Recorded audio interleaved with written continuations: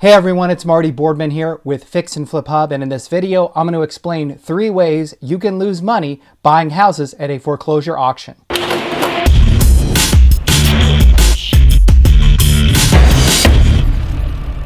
Now, one of the most common questions I hear from people who want to bid on houses at foreclosure auctions in their market, whether it's real estate investors or just somebody perhaps who wants to buy the property to live in and make it their personal residence, is how do I avoid losing money? How do I avoid screwing up? Because when you go to buy a house at a foreclosure auction, you don't go through the typical title and escrow process. It's buyer beware. You really don't know what you're getting into when you buy a house at an auction. So there are really 3 main things or 3 ways you can lose money buying a house at a foreclosure auction. And let me just quickly show you here how that works. So the first way you can lose a lot of money is by bidding on a house at auction where the foreclosing lender is not in first lien position. So the first thing you need to do if you're going to bid on a house at a foreclosure auction is find out what the foreclosing lender's lien position is. If they're in first lien position, that's a pretty safe bet for you, because at a foreclosure auction, if it's the first lien position holder that's foreclosing, all subordinate lien holders get wiped out, whether that's a mechanic's lien, a second mortgage, a credit card judgment, any of those things.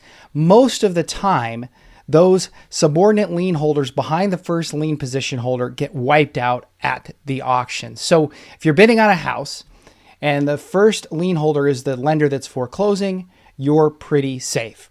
The second way to lose money bidding on a house at a foreclosure auction is not taking into account how much is owed on property taxes.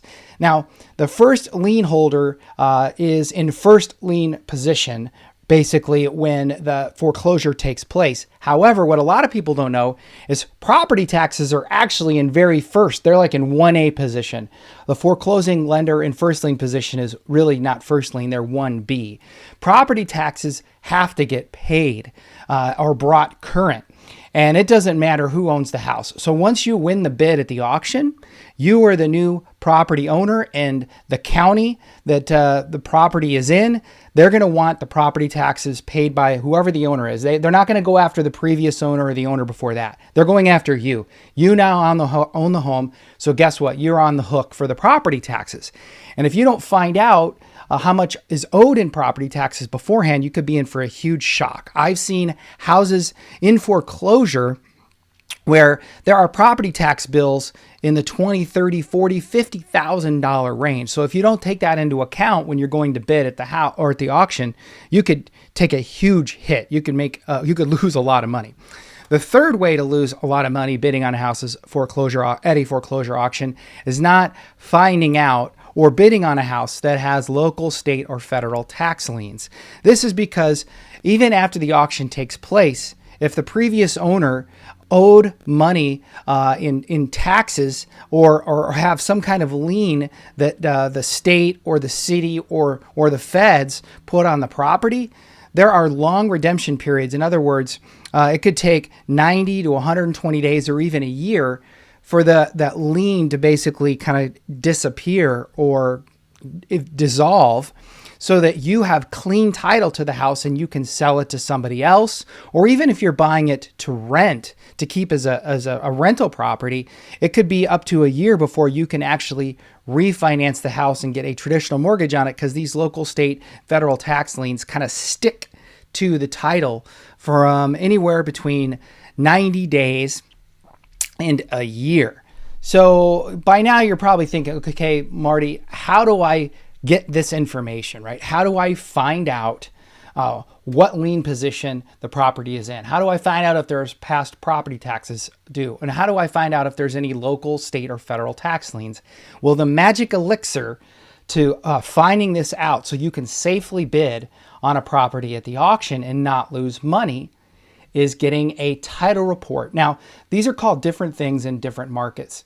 In some markets, they're called preliminary title reports. Some markets or in some states or some title companies refer to these as owner reports or letter reports. But let me just show you what one of these looks like. Okay, so let me click my camera off here and pull this up. So basically, this is a title report or an examiner's report from a property in Wisconsin we were looking at buying here recently. The very first page of it is a printout from the tax assessor's record. So right away we can see, are there any past property taxes owed? And if you look here, the 2020 property taxes are paid. There's zero balance. Now, property taxes are typically paid in arrears, so at least I know there's no taxes due for 2020, but there's probably a whole year's worth of taxes due, or there is a whole year's worth of taxes due in 2021 and in 2022 as well. So there's going to be some property taxes, but there isn't some big fat property tax bill due on the house. So this is just a quick report. And again, this came from my title company in Wisconsin. Now, the very next page in this report is the deed. So basically what I'm seeing here is a chronological history of the property once it was owned by this particular individual. So they bought the house, you can see here, in January 27th of 2014. This is the warranty deed. The very next thing that's recorded is the mortgage on the house, the purchase money mortgage.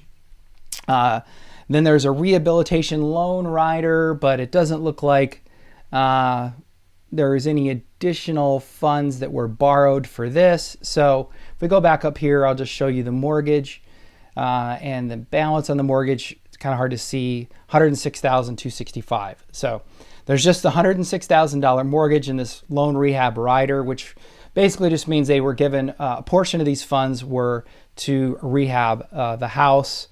But there's no dollar amount associated with that. So basically, we just have a $106,000 mortgage. The assignment means that the originating lender assigned it to another bank. It looks like it was assigned to M&T Bank. If we continue to scroll down, the next document is the lis pendens, which is basically the document they use in Wisconsin to initiate foreclosure proceedings.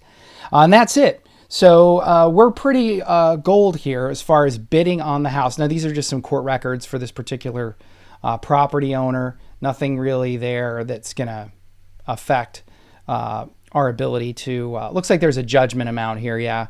But that's fine. Those judgment holders are going to get wiped out when the foreclosure takes place. So this is a very clean property to bid on for us at the auction. There's just the first mortgage on the property, and the property taxes, at least through 2020, are paid, so there's going to be no surprise there. Let me show you one other one real quick.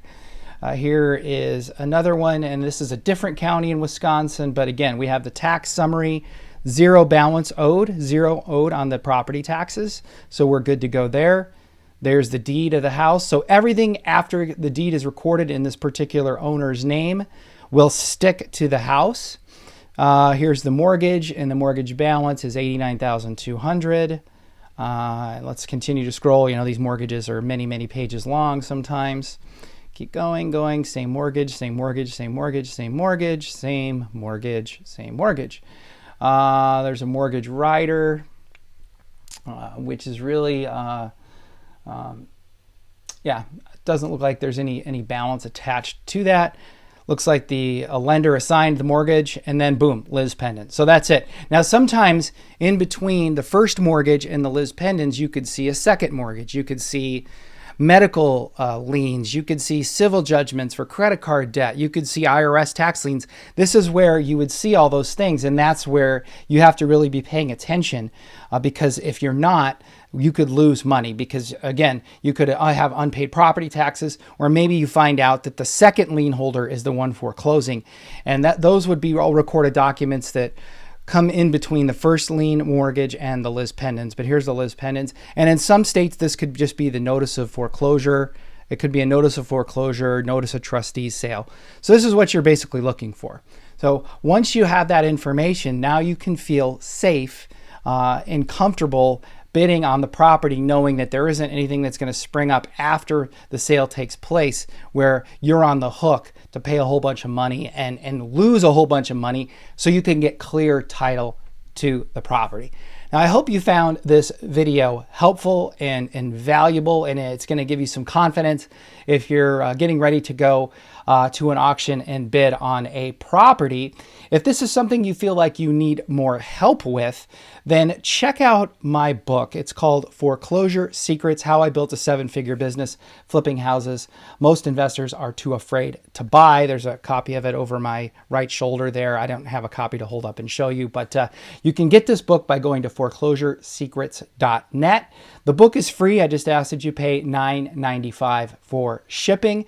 In addition to the book, you'll get a 30-day email course. You'll get a digital version of the book, and as well as 8 bonus training videos that go into more detail on how to buy houses at foreclosure auctions and how to buy pre-foreclosures.